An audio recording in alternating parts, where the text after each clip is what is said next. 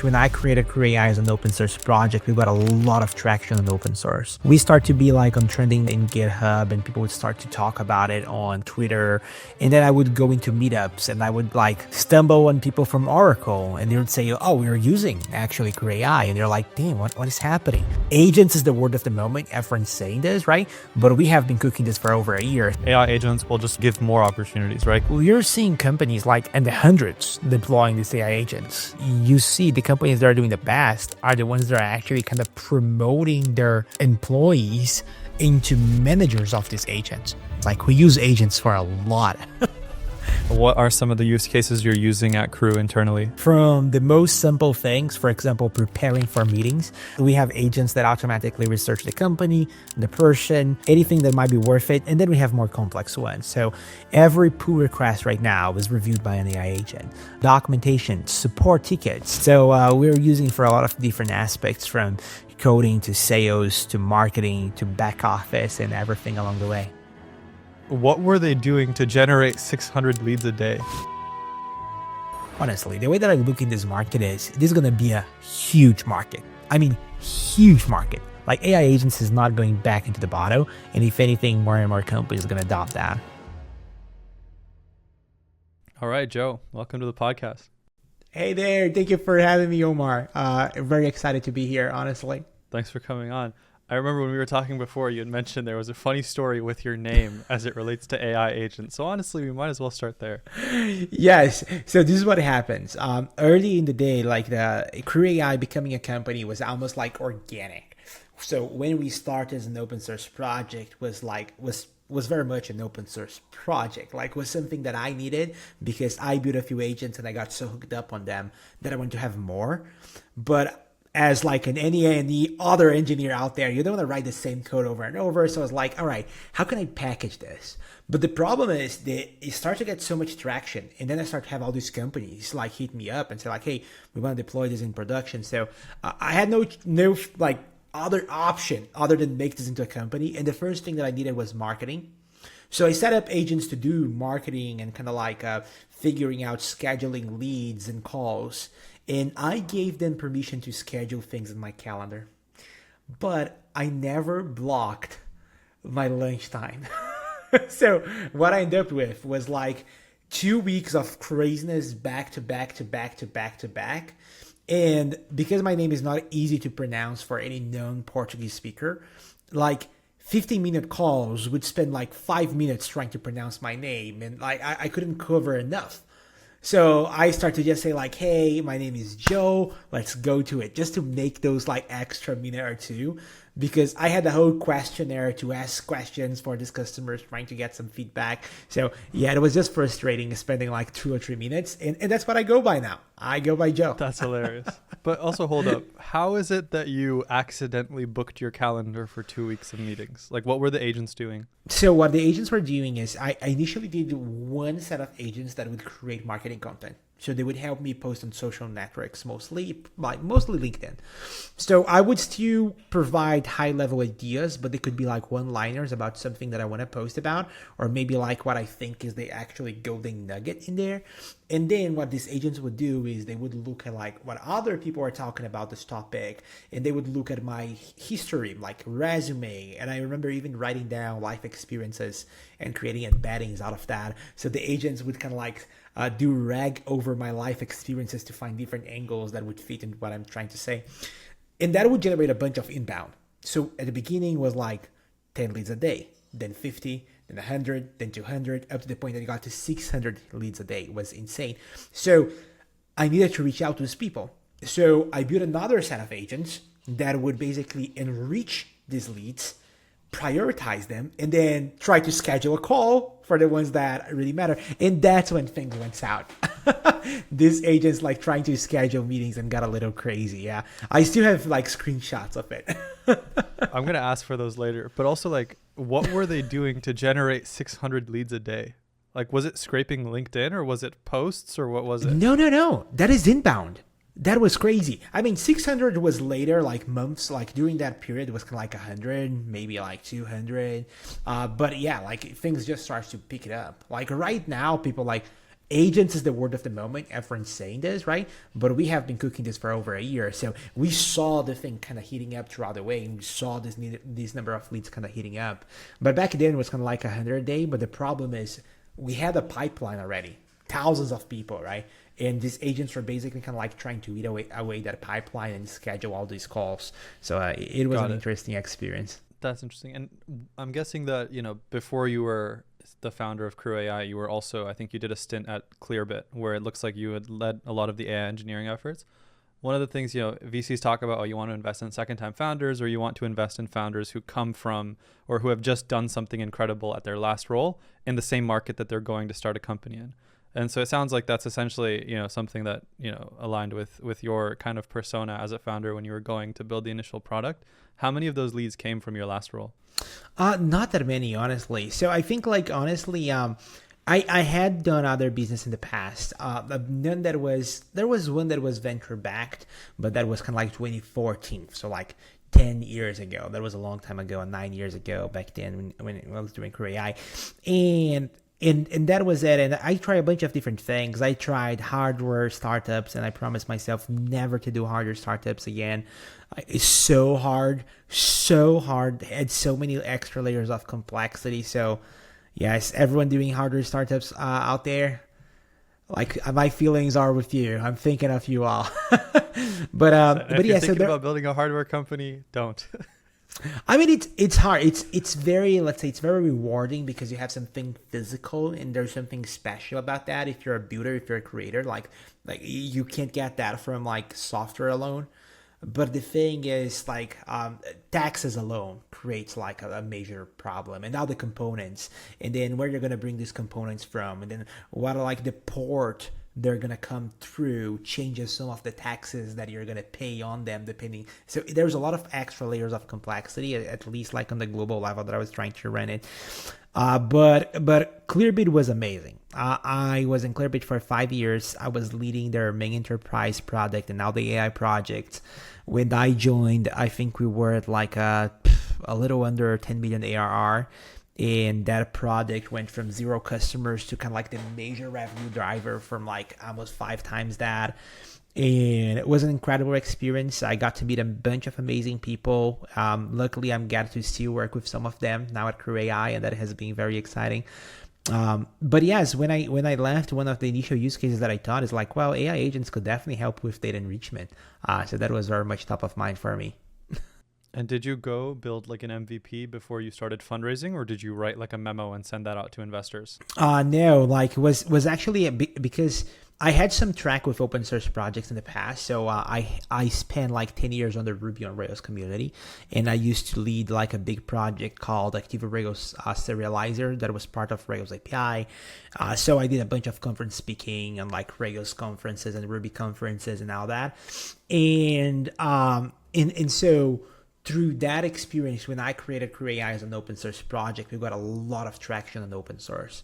And that was kind of what started to draw attention from investors. Was all right, what is this open source project? Because we start to be on trending in GitHub, and people would start to talk about it on kind of Twitter.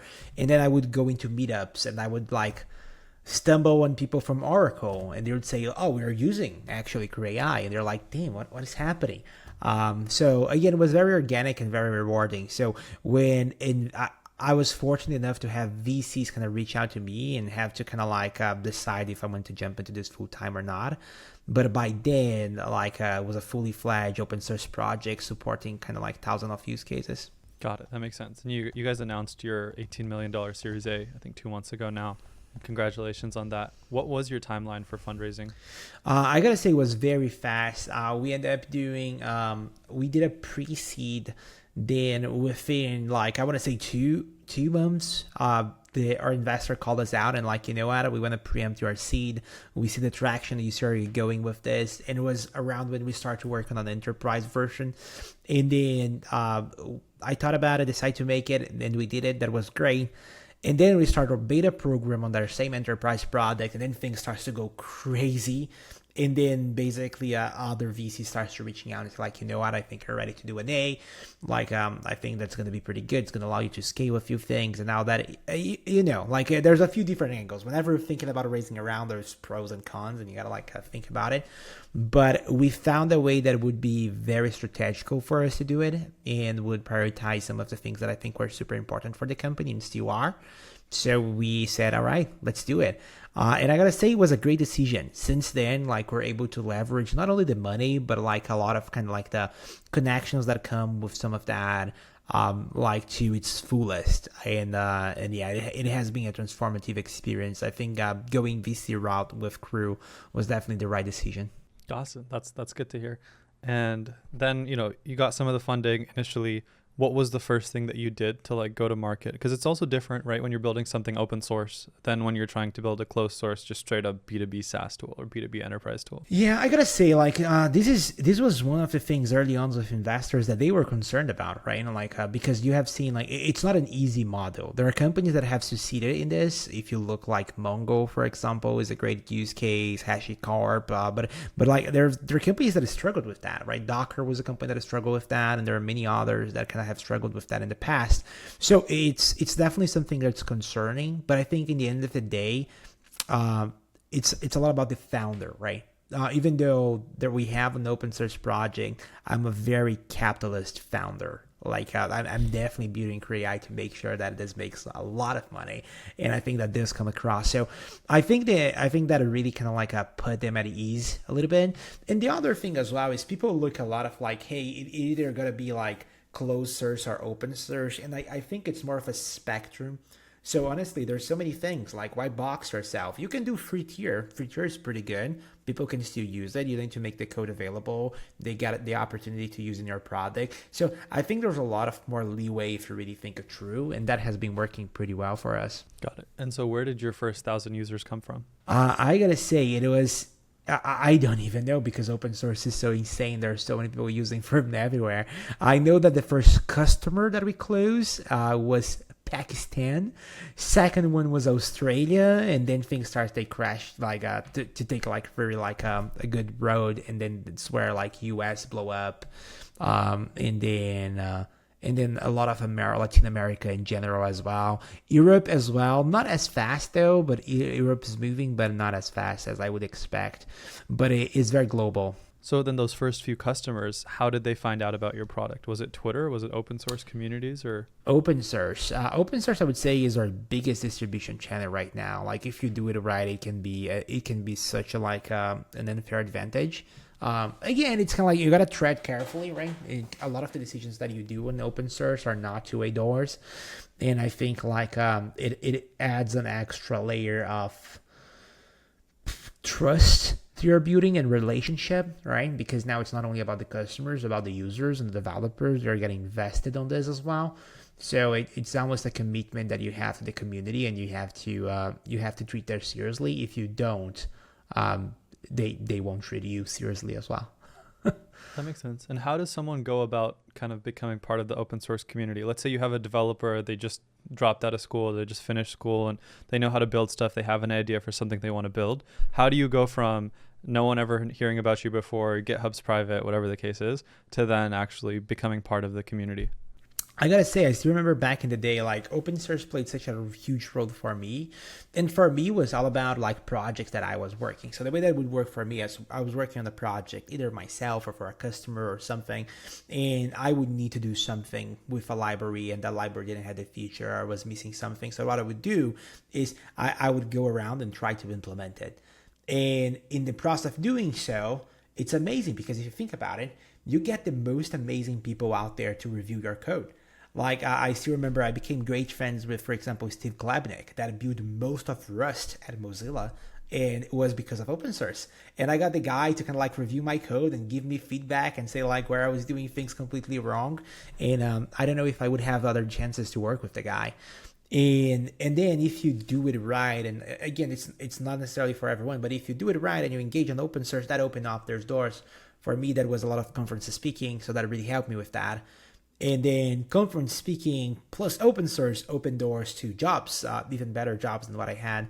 I remember I was doing a big talk on RayosConf Atlanta, and I was actually launching a new version of the open source library on the stage. People were very excited about it, and I remember I did it. And as soon as I go off the stage, someone approaches me and say like, "All right, we're taking you out to dinner. We have a job offer." And I ended up going to work for that company, working with the same open source project, but now they like their implementation of it. That's so funny. It's like I remember I was having a conversation with someone recently, and he said something that was funny. He was like, if you try to build a company and you try to do it publicly, you may or may not end up with a successful company or get investor inbound or whatever, but you will definitely get job offers.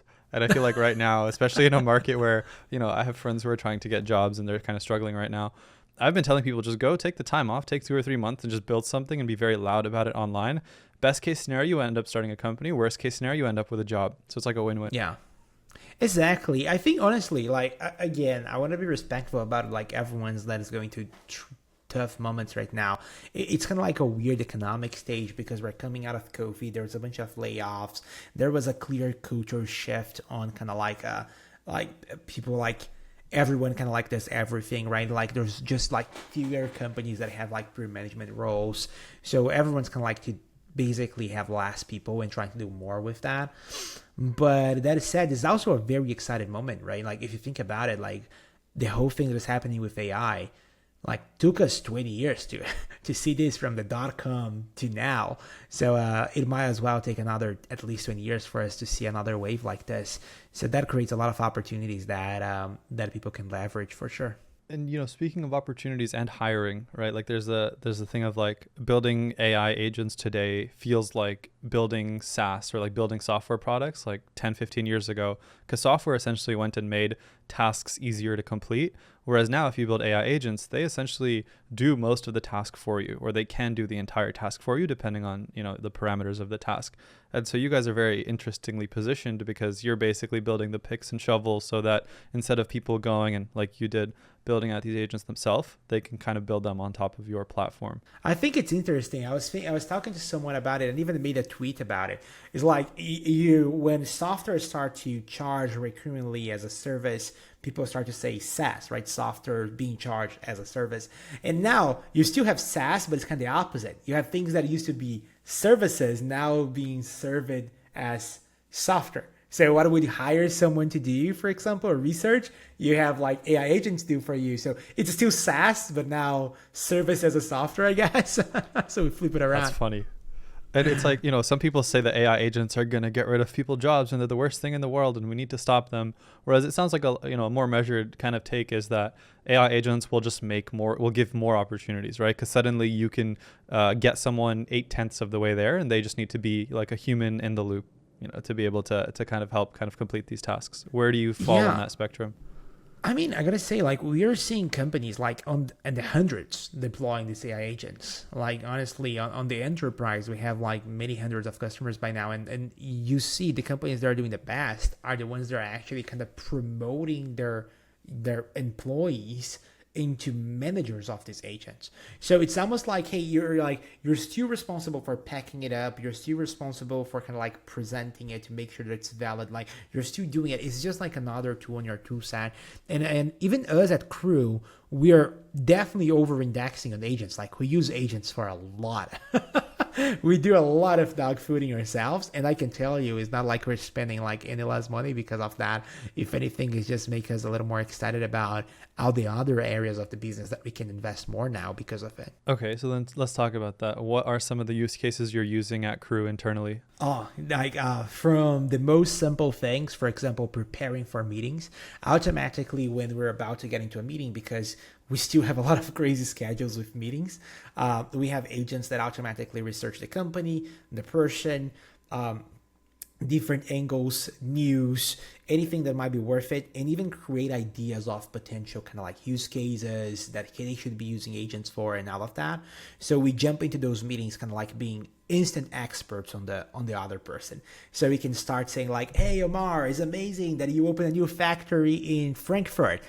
So good to see everything that you folks are doing with AI as well. I think there's potential for use cases on your procurement and your legal areas. Let me talk a little bit about that. So those use cases, and then we have more complex ones. So every pull request right now is reviewed by an AI agent. Most of our documentations are written by AI agents. A lot of our support tickets, now AI agents do a first pass on. Whenever we finish a meeting, we have AI agents that write up follow-ups based on transcripts and even write emails and update HubSpot. So we're using for a lot of different aspects, from coding to sales to marketing to back office and everything along the way. There are a lot of ideas in there that I want to kind of talk about.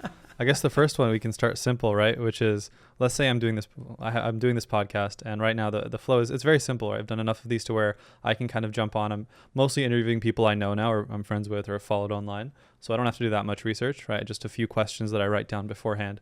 But if I were to do a podcast with someone completely new, what does the workflow that I'm building look like? Like, what am I telling it to do? Is it like, oh, go scrape Twitter? Is it a LinkedIn scraper tool? Or what does the actual like workflow look like? I gotta say, early on, the way that I found the best to create these automations is to literally try to understand the process myself, like how I would go about it, right? So for example, if I would research someone, yes, I would check Twitter, I would check LinkedIn, but I would try to find similar people. I would try to find like competitors. I would try to find like, what are people saying about this person? What are people saying about this business? So all those different angles, right? They go beyond of like just saying like, hey, go online and scrap this person's profile and their last like X amount of tweets or X amount of posts. They might go into like, all right, try to understand their industry. Try to find news about their industry and what might be happening. What are big companies on their industries and what are happening with their stocks? How like political changes or news might impact this person. So anything regarding those things, create all those different chunks and angles that you can then have agents kind of like write a complete report at. And you can say like, write me 10 kind of like hot take questions that I could ask this person based on all of this, and other things like that. So I think that the beauty of it is trying to think like what you would do in order to make this like super special. And then you're going to probably do it a couple of times. So you get to validate the process, and then you can transform that into a proper agentic process. Interesting. And when I'm creating an agent on Crew, am I using just plain text? Does it use like natural language processing, or how does it work? It's up to you actually. So if you're using the open source, then yes, you're using code. And you can, but the code's pretty straightforward. A lot of people get to use it, even people that have never coded before, because a lot of the agents and task definitions are actually config files. So they are YAML files, pretty easy for you to get around.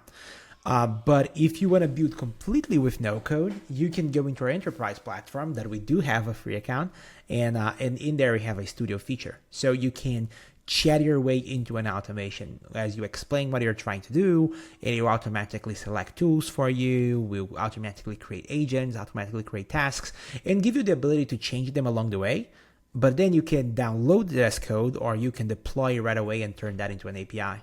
Interesting. And then, shifting gears then from research to, let's just say, go to market, right? So if I'm now trying to work, let's say I'm the CMO of an AI workflows company. Let's say I'm the CMO of Crew, and I'm now trying to go get more enterprise customers. It's very obvious to me who our ICP is. It's like, okay, and for the audience, like, very obvious who like our ideal. It's very obvious who our ideal customer is. And now it's like, what do I go from there? It's like, in my head, I know this is who we're targeting. We're targeting, you can tell me if I'm wrong, but like, let's just say CEO, CMO, CTOs of, large companies, whatever the actual, ICP is. And then what do I go from there? So what I would do is, again, think about how you would do if you were a person, right? First thing is code outreach works. Yes, it does. But if you have signals, it's better. So what signals look like? Signals look like people like that profile. They're liking your posts. They're interacting with you, commenting on your profile, sending you messages. So what I would do if I'm really trying to be effective is trying to find the Venn diagram of that ICP and that are actually interacting with me. And you have other tools that kind of provide you that signal if you don't want to go through agents and like mapping all of this, because honestly, this could be regular coding, doesn't need to be agentic to do all this initial mapping. What you could do is using tools like Common Room, for example. Common Room is good at that and monitoring overall interaction. And then once that you pick up that signal, Then is where like, all right, now let me get agents to research this person, to really dive into every single angle. What other blog posts they have liked it about me or competitors or others, and that will kind of like help you kind of like drive like a narrative on how you can approach them and what will be the story there. On my last episode, it hasn't come out yet, but I did it with Chris from Hanover. And he has this strategy he calls inbound outbound, which is at the end of every day, he looks through all of the people that have come in and liked his tweet or commented or, some form of engagement on his profile. And he makes it a point to post consistently to, large top of funnel, broad tweets that will just attract founders and investors in general. And if someone fits his ICP, he'll go and DM them a link to his tweet that they engaged with or LinkedIn post and say, hey, saw you engaged with this post. Here's my cold pitch. And it's like 2 or 3 lines. And that's how he's actually gotten most of his customers. And now he has $1 billion in assets managed for his fund, his fund software platform. And so it's like some version of that meets this, which is now using agents instead of manually doing it yourself. And it sounds like you have a really good go-to-market strategy built out in a day or two. I gotta say, if anything, this is something that I learned from Clearbit, right? Clearbit was all about marketing and sales. Like it was a marketing and like sales driven software. So, if anything, I learned a lot about like from all the companies out there we're doing sales and marketing. And you learn that, yes, it's about the product. Yes, it's about the ICP, but mostly it's about the timing. The right product, the right ICP on the wrong time turns nothing. But if in the right time, sometimes you can create opportunities that you would not even expect. So I think there's a lot of angles in there. So I think like the ability to find that timing is kind of like what a lot of people kind of like sometimes miss the point on. And I gotta say, there are companies out there, they're very savvy about it. Like literally things that you would never think about tracking. For example, monitoring job postings give you a lot of signal. A job posting from a company tell you what tax they're using, what new tax they might be adopting, what tax they're dropping, and what in the market they might be in for, what you could be telling them, what it could be trying to sell them. So again, in the end of the day, like businesses, coding, it's our story, right? And you got to tell a story. Who tells the most convincing story, that story becomes a reality. So, yeah. Absolutely. That's a very interesting point, actually. I didn't think about, hiring posts. Obviously, it's, if you're building like a recruitment company or you're building an HR tech, then yeah, monitoring hiring posts makes sense. But even beyond that, being able to tell what tech stack they're using and what's important to their company in the moment, that's something that a lot of people could definitely find useful. Exactly. Like if you see a huge blog post, like a huge a new hire for a principal engineer talking about you need to be able to manage million roles on PG. Supabase probably want to know about it. This could be a good indication, right? Or if you're saying hey, we're going to be processing millions of events, a Kafka provider probably is interesting about that as well. They might be selling into that. So yeah, it's there's a lot of signals that are hitting into all those small details, from job posting to people changing jobs to a lot of the smaller things that you not even think about on a day-to-day basis. How often are you reaching out to someone and getting on a call and finding out that they're using, one of your competitors? Because it feels like you're in a very early market and you guys are one of the first to the market. Yeah, I gotta say it's not very often. It definitely has been changing.